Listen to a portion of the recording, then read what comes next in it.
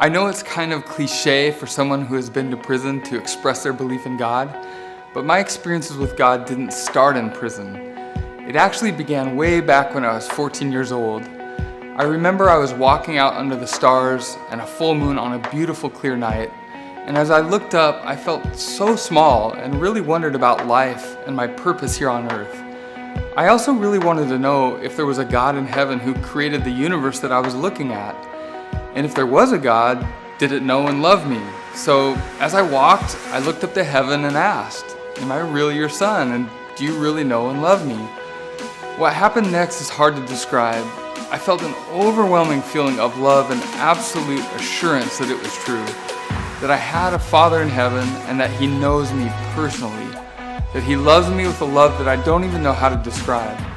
I felt this reality and truth through my entire body and spirit with incredible intensity. This event was a moment that changed my life forever. Since that day, I've never doubted my divine nature, even though I've made plenty of mistakes along the way. I also know that everyone I meet also comes from the same divine source. And that's why I love people so much. You are worthy of love simply because you are a divine being.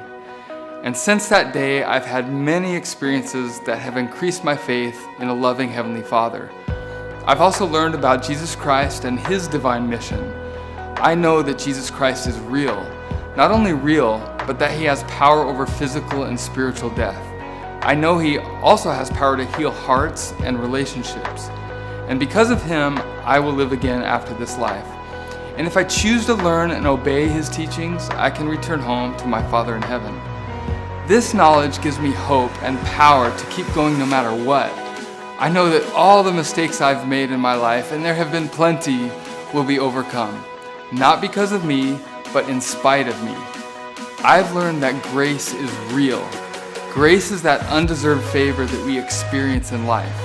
I believe this comes from a loving Father in heaven who wants to bless us and have us return to live with Him again.